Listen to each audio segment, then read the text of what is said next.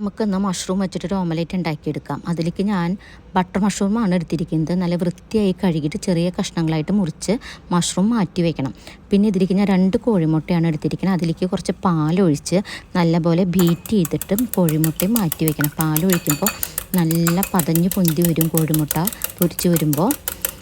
അതിനാണ് പാലൊഴിക്കുന്നത്. ഇതിലേക്ക് ഞാൻ കുറച്ച് ഉപ്പ് ചേർത്തിട്ടുണ്ട് കേട്ടോ. പിന്നെ ഒരു പാൻ അടുപ്പത്ത് വെച്ച് അതിലേക്ക് കുറച്ച് ബട്ടർ ഇട്ട് അതിലേക്ക് നമ്മൾ മുറിച്ച് വെച്ച് വൃത്തിയാക്കി വെച്ചിരിക്കുന്ന മഷ്റൂം ചേർത്ത് നല്ലപോലെ വേവിച്ചെടുക്കണം. മഷ്റൂം വെന്ത് വരുമ്പോൾ അതിന് നല്ലപോലെ വെള്ളം ഇറങ്ങി വരും.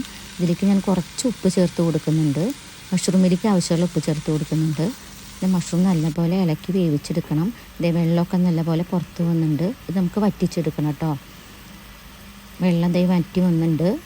ഇതിലേക്ക് ഞാൻ ഒരു പച്ചമുളക്, നല്ല എരിവുള്ള പച്ചമുളകാണ്, ഒരെണ്ണം ചേർത്ത് കൊടുക്കുന്നുണ്ട്. പിന്നെ ഞാൻ ഇതിലേക്ക് ചേർക്കുന്നത് കുറച്ച് കുരുമുളക് പൊടിയാണ്. കുരുമുളക് പൊടി നല്ല ചേർത്ത് കൊടുത്ത് നല്ലപോലെ ഇളക്കി യോജിപ്പിച്ച് കൊടുക്കണം.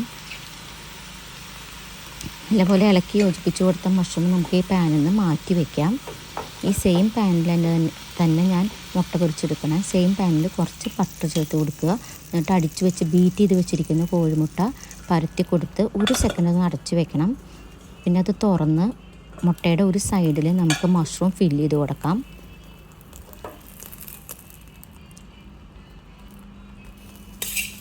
മഷ്റൂം ഫില്ല് ചെയ്ത് കൊടുത്തിട്ട് അതിലേക്ക് ഞാൻ ചീസ് സ്ലൈസാണ് ഇട്ട് കൊടുക്കുന്നത്. മൊസറേല ചീസ് ഉണ്ടെങ്കിൽ അത് ഗ്രേറ്റ് ചെയ്ത് ഇട്ട് കൊടുക്കാം. ചീസ് ചേർത്ത് കഴിഞ്ഞിട്ട് ജസ്റ്റ് ഒരു സെക്കൻഡ് ഒന്ന് അടച്ച് വെക്കണം. ചീസൊന്ന് മെൽറ്റായി വരാൻ.